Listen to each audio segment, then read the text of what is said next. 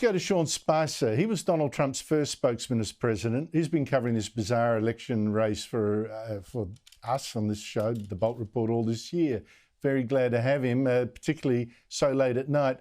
Sean, how are you feeling? I'm exhausted physically, but I am emotionally so excited, Andrew. It is 3:10 a.m. here on the East Coast. Donald Trump just wrapped up that speech that you guys saw. It was funny because I was thinking as he was speaking, in 2016, it's almost the exact same time. He took the stage around 2:50 a.m. In New York at that small reception at the Midtown Hilton in Manhattan. And here we are again, much bigger crowd down there in Palm Beach, but a lot more excited and a bigger win. You know, I had this pegged at 306 to 312 electoral votes. I think we might even exceed that.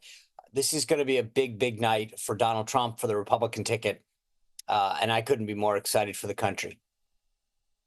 Yeah, when you tipped to me that 312, I thought you were getting a little overexcited, but it seems, if anything, you know, just underestimated.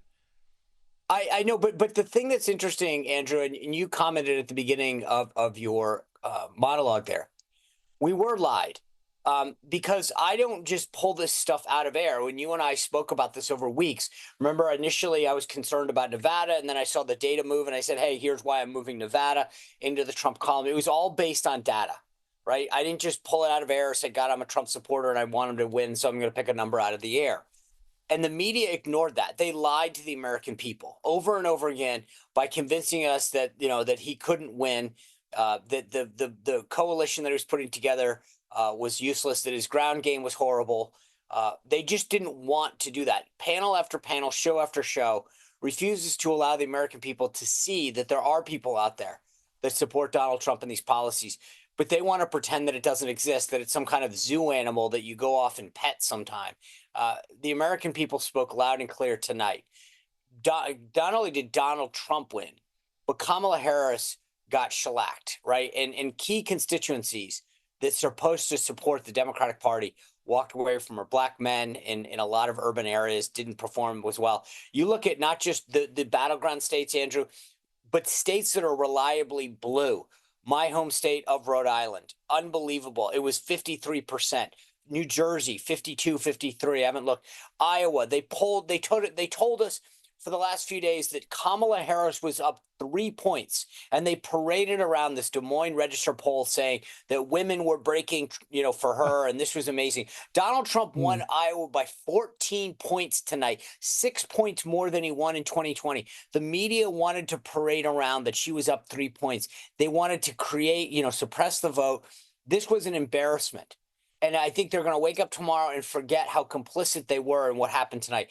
Most Americans found what the media did tonight sickening. And for those people who read the New York Times or the Washington Post or Politico or CNN or the NBC News here in the States, you know, at some point you've got to understand that they're not telling you the truth, and you need to find alternative sources to get your information.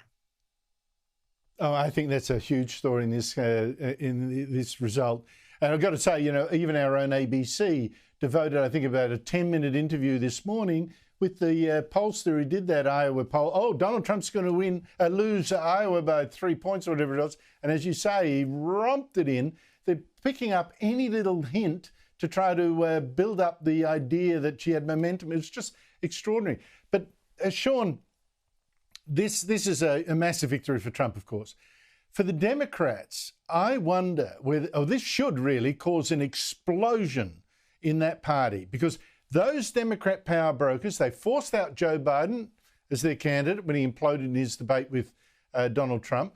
They then forced Harris onto the party as their candidate without even a vote of any delegates, even though she'd been one of the most unpopular vice presidents in recent history.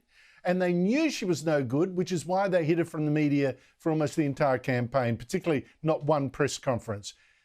There, it's going to be a lot of finger pointing there. You know what, Andrew? It's a great question you're asking, because I've had guests on my podcast the last few days, and I've been playing this little game. If Trump were to lose, what do you think the analysis is, and vice versa? I think it's going to be really interesting what the media and the left use as the excuse. One, do they claim, well, it was China or Iran or North Korea or Russia? They already used the Russia hoax, so I don't know that they can use that twice. Um, but I think that it's going to be someone. This is there's no way that this possibly could have happened. So who do we blame for this?